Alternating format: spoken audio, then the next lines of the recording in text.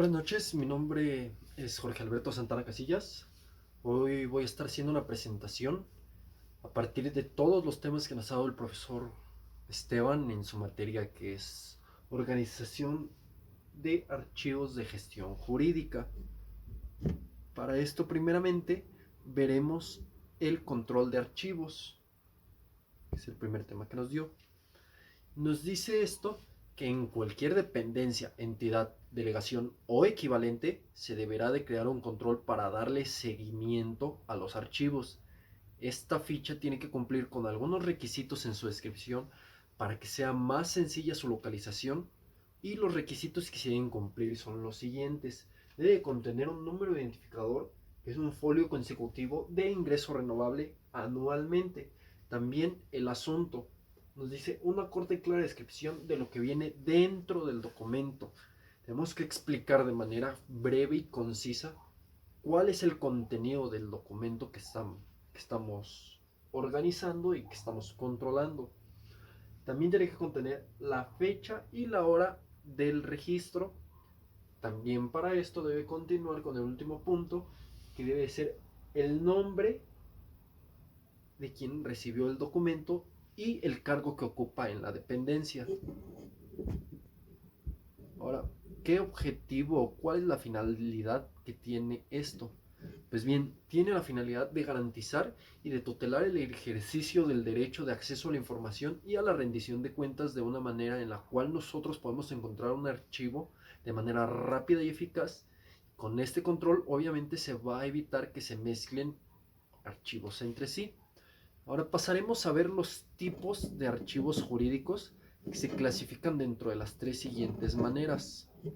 Se clasifican en archivo de trámite, archivo de concentración y archivo histórico. El archivo de trámite es un archivo al que se le está dando un seguimiento constante, que se está revisando constantemente, y es necesario para el ejercicio de las atribuciones de la unidad administrativa. Por su parte, el archivo de concentración es un archivo que también está en revisión, pero esa revisión no es tan constante, sino que es esporádica. Se puede revisar, puede ser, por un ejemplo, por decirlo así, que se revise solamente 3 o 4 veces por año. Entonces eso sería un archivo de concentración. Y el archivo histórico es cuando un archivo ya no está siendo revisado, cuando ya se le dejó de dar seguimiento, pasa al archivo histórico de la dependencia. O bien, si ese archivo tiene alguna importancia para la nación mexicana, pues ese archivo se va directamente al archivo histórico de la nación. Para estos archivos también existen maneras de organización, se pueden organizar de algunas maneras. Y el primer método que vamos a ver de la organización es la organización cronológica. Y nos dice que la unidad que va a determinar el orden en que se va a organizar es la fecha. En los documentos, ahora bien, los documentos de administración nos dicen que llevan dos fechas. El momento en que se elaboró, que es la primera fecha, y la segunda fecha es la del registro general de entrada y salida. La fecha que debemos de considerar es la del registro por ser la más cercana a la realidad y por tener validez legal. Los documentos se ordenarán primero por año, luego por mes y al último por día. En una carpeta, el documento que revisamos nosotros y que vemos en primer lugar siempre, siempre será el más antiguo. Aquí voy a recalcar en lo que usted nos comentaba, que es costumbre de una costumbre administrativa que nos indica lo contrario. Pero sin embargo, nos cuesta exactamente lo mismo ver un documento al principio que verlo al final.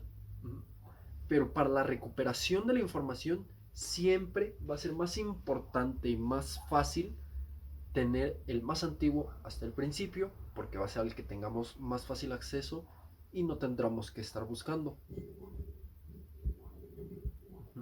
Ahora vamos a ver el segundo método, que es el método por organización alfabética. Nos dice que los documentos se ordenan siguiendo el orden de las letras del alfabeto. Esta ordenación se aplica exclusivamente a los documentos que van referidos a entidades, personas o lugares, y su uso es recomendable para oficinas con un poco volumen documental o con muy pocas posibilidades de crecer. Y aquí tenemos una gráfica que nos muestra algunos aspectos de este sistema y que nos dice primero inspeccionar. Se revisan los documentos o papeles para comprobar si ha sido autorizado el archivo. Después viene la clasificación que dice que se determina el título bajo el cual se archivarán los documentos. Esto dependerá de la frecuencia que se le conceda. Viene el nombre del remitente, de la correspondencia, al asunto de que se trata, el nombre del destinatario y nombre de la localidad donde proviene o hacia dónde se envía. Después viene marcar, que dice que se procederá a señalar el título bajo el cual habrá que archivar la correspondencia. Esto se realiza subrayando el título seleccionado. Pasamos a este que nos dice distribuir, que consiste en separar alfabéticamente los títulos marcados. Y por último está archivar. Se procede a colocar los papeles o documentos en sus respectivas carpetas para luego proceder a archivarlos en su estricto orden alfabético. Ahora veremos el siguiente método, que es el método de la organización numérica. Nos dice que los documentos se ordenarán siguiendo el número de registro y se les asigna un código a cada una de las carpetas del archivo. Este documento se puede utilizar, este tipo de organización se puede utilizar en departamentos contables, en facturas, en pólizas de seguro, en movimientos bancarios o en recibos. Y este es un sistema indirecto, porque para localizar un documento primeramente tenemos que consultar un tarjetero y determinar el código o número que le fue asignado a este documento o expediente. Y para mejorar o aumentar la eficacia del sistema numérico es necesario establecer patrones numéricos, los cuales facilitarán la localización e identificación del caso o del asunto. Aquí también tenemos una gráfica. Lamentablemente ahorita la estoy viendo un poco borrosa. Se la voy a leer de aquí a través de mi teléfono.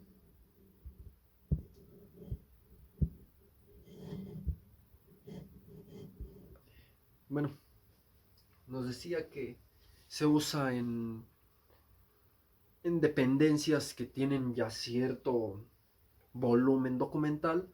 Nos comentaba sus ventajas y la más importante y la que hace hincapié y cabe recalcar es la confidencialidad, que por eso es más fácil y se organizan este tipo de archivos de esta manera porque tienen un alto grado de confidencialidad. Entonces ahora vamos a ver el último método, que es el método de la organización por concepto, y nos dice que dentro de una misma serie de documentos se ordenarán de acuerdo a un índice previamente confeccionado. Este sistema se aconseja cuando existe de igual manera un gran volumen documental y está perfectamente indicado para la correspondencia. Por ejemplo, los documentos se agrupan por conceptos y dentro de ellos por orden cronológico. En la elaboración de índice los conceptos se pueden colocar por orden alfabético o jerárquico. Todas dependencias tienen un especializado y un encargado que será el encargado ya sea del control de archivo de trámite, del archivo histórico, del archivo por concentración. Y como toda persona que sabe lo que es un trabajo entiende que tiene ciertas responsabilidades. ¿Y cuáles son las responsabilidades que tienen los encargados del control de archivo? Pues bien, sus responsabilidades del responsable del control del archivo de trámite, es que se va a encargar de lo siguiente: de integrar y de organizar los expedientes de cada área o unidad que use o reciba. Va a asegurar también la localización y la consulta de los expedientes mediante inventarios de elaboración, inventarios documentales. Esto con la finalidad de tener un orden y saber qué es lo que entra y qué es lo que sale del archivo de trámite. Va a asegurar y resguardar los archivos, la información que haya sido clasificada de acuerdo a la legislación en materia de transparencia y acceso a la información pública, siempre y cuando ésta conserve ese carácter. Es bien sabido que también tenemos, así como tenemos información pública, tenemos también información que es privada. Y otra de sus responsabilidades es la de trabajar de acuerdo a los criterios específicos y las recomendaciones que le dicte el área coordinadora de la dependencia. Es decir, que poniendo un ejemplo, si yo la semana pasada estuve trabajando en una dependencia y me corrieron o yo quise renunciar por cuestiones ajenas y esta semana ingreso a otra dependencia a trabajar, yo no puedo hacer las cosas como las estaba haciendo en la dependencia anterior. Tal vez puede ser un método bueno, pero ellos ya tienen su método establecido y su régimen por el que trabajan y yo me tengo que acatar a ellos. Uh-huh. También él va a ser el responsable del archivo de trámite y es una parte importante. Va a ser él el que realice las transferencias de archivo de trámite a archivo de concentración. Lo repito, que es cuando un archivo deja de ser consultado tan cuando deja de ser consultado tan seguido y se hacen consultas esporádicas, él será el encargado de mandarlo del archivo de trámite al archivo de concentración. Uh-huh. Y ahora veremos al responsable del archivo de concentración. Igual que en todas las dependencias, se cuenta con una persona que es capacitada, que se va a encargar de la coordinación de los archivos y él tendrá que contar con conocimientos y experiencia archivística. Él será quien reciba los archivos de trámite, que es la documentación semiactiva, va a conservar esta documentación hasta que cumpla su vigencia y podrá solicitarle al área de coordinación de archivos que le libere los expedientes para así terminar y determinar cuál será su destino final. De igual manera tendrá que hacer inventarios periódicamente con la finalidad de actualizar la información de bajas documentales y de transferencia secundaria. Por su parte, él será quien se encargue, el encargado del archivo de concentración, será quien determine y haga las transferencias del archivo de concentración al archivo histórico, que es cuando el archivo de concentración ya no tiene ninguna consulta, se manda al archivo histórico de la dependencia, o bien, como lo explicaba, si tiene alguna relevancia para nosotros, lo mandará al archivo general de la nación. El responsable del archivo histórico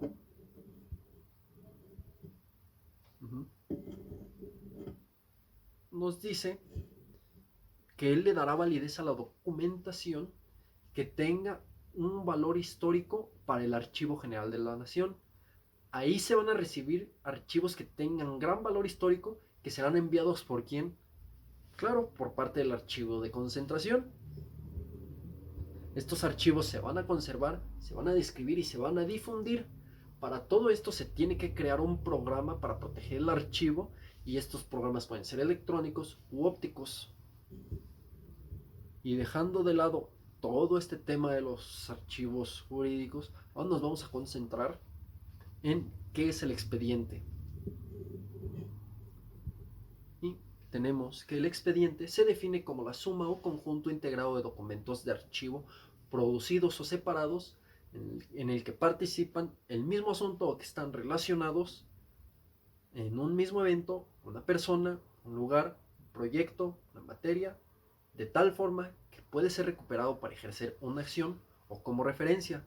Estos expedientes son elaborados por una persona física o jurídica que está desarrollando sus actividades. Los expedientes jurídicos nos permiten llevar un control de todas las actuaciones de los asuntos judiciales del despacho y así permitiéndonos el registro, la identificación de sus datos, las partes y en qué calidad actúan, los procedimientos, los órganos judiciales en los cuales pudiera encontrarse. El expediente es un instrumento público, el cual contiene todas las actuaciones que se han promovido por las partes, contiene también las resoluciones, contiene las actuaciones de un tercero interesado, contiene los acuerdos y contiene las sentencias. El expediente judicial, como ya lo había mencionado, es un instrumento público que está conformado de actuaciones o piezas escritas que registran los actos procesales realizados en un juicio y es identificado con un número específico para así posteriormente ser guardado cronológicamente. Todos los expedientes tienen un número distinto, no hay ningún expediente que tenga el mismo número que otro. Y el expediente judicial se divide en dos partes, las cuales son un expediente judicial en trámite y un expediente judicial en reserva. vamos a ver primero la estructura y el contenido del expediente judicial. Las actuaciones van sucediendo en un proceso judicial, deben asentarse por escrito para que de ello quede constancia. Estos escritos se van compilando en carpetas o legajos, que también reciben el nombre de autos, que hacen alusión de que allí consta todo lo actuado en el juicio del que se está tratando. El expediente tiene una tapa llamada carátula que sirve a los fines identificatorios, donde se hace constar el nombre de las partes, la materia del objeto de juicio. Debe contener además también datos del juez o tribunal que interviene, el secretario, la fecha que se le dio inicio, entre otros datos. Le corresponde al secretario la custodia de los expedientes. La recopilación se efectúa cronológicamente y las hojas son numeradas o foliadas en el anverso, es decir, por la parte frontal, para impedir esto, que puedan ser arrancadas sin que se quede prueba de ello, conformando el total de la carpeta que recibe el nombre de legajo. Si se necesita, si yo como abogado necesito quitar una hoja de legajo, tengo que solicitárselo al juez de causa, que si me lo permite, él me permitirá que se produzca el desglose. Y cada hoja será foliada del legajo, es un folio, y para referirse al reverso de una hoja que no está numerada, se dice el número de foja y se agrega la palabra vuelta. Cuando el legajo o la carpeta en general llegan a un número considerable de hojas, 200, se abre un legajo nuevo llamándose cuerpo a cada uno de los legajos de un mismo expediente judicial, que obviamente tendrán la misma carátula. Ahí ya se le cambia el nombre y ya no serán legajos, sino se le llamarán cuerpos.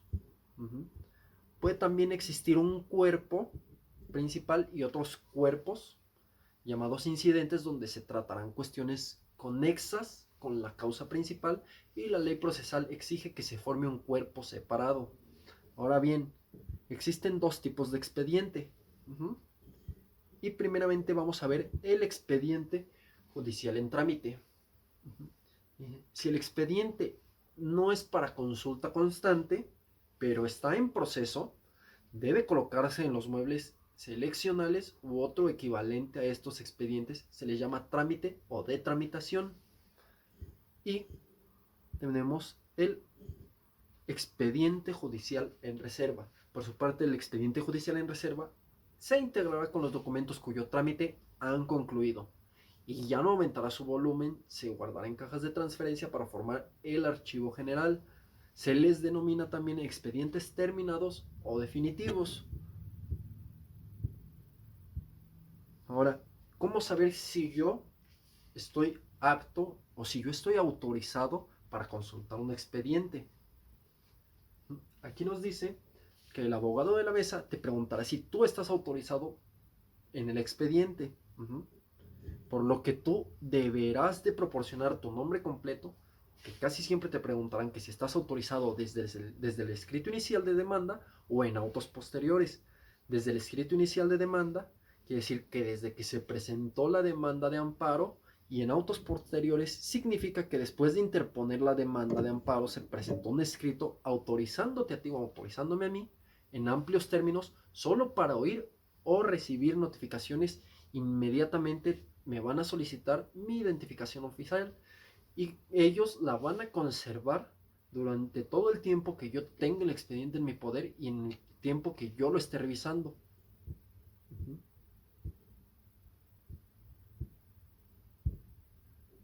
Y entonces, ¿qué hago después?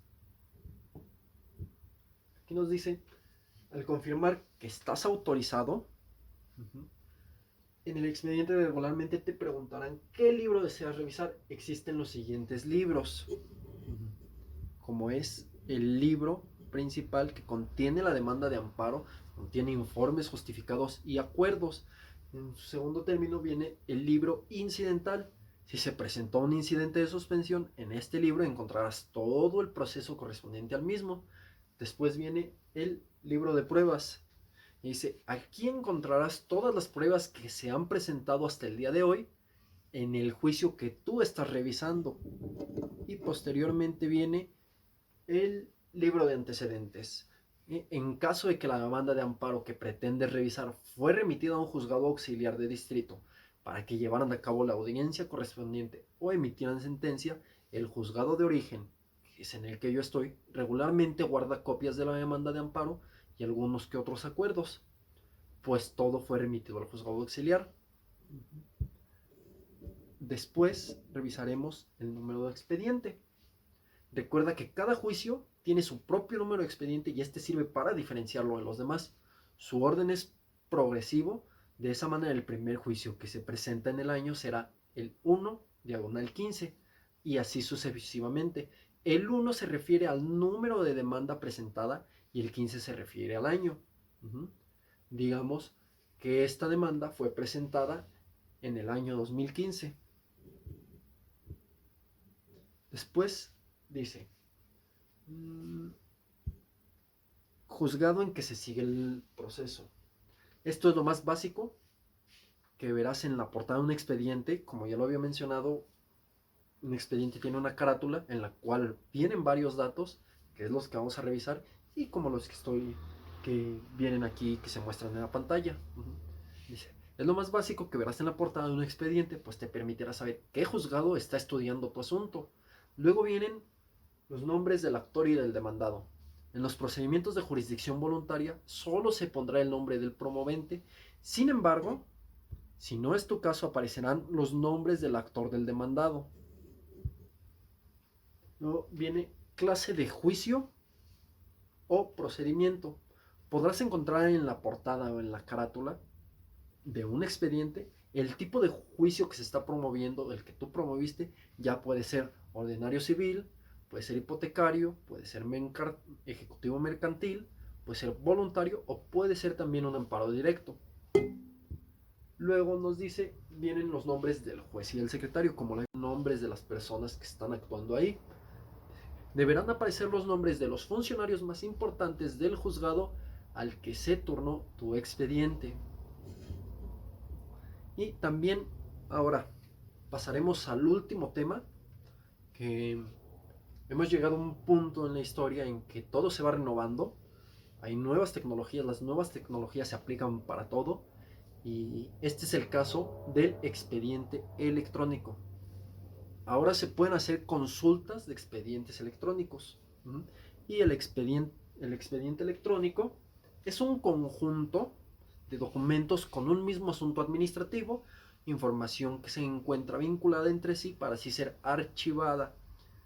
Es completo y reúne la suma de varios datos registrados en un soporte durante un seguimiento y hasta la finalización de este. Y estos expedientes, te preguntarás, ¿estos expedientes los puedo consultar? Claro que sí. Claro que se pueden hacer consultas en línea. Se pueden hacer consultas en línea. Existen diversas páginas mediante las cuales tú puedes o yo puedo hacerlo. Como por ejemplo existe la página, el portal de servicios en línea del Poder Judicial de la Federación. En dicho portal se pueden consultar o realizar siguientes procesos como los que vemos en pantalla. Son la presentación de demandas, solicitudes o escritos iniciales. Una presentación de promociones, consultar notificaciones electrónicas, consultar un expediente electrónico, que es lo que estamos viendo y es el tema central, consultar documentos de los acuerdos judiciales y impresión de acuses.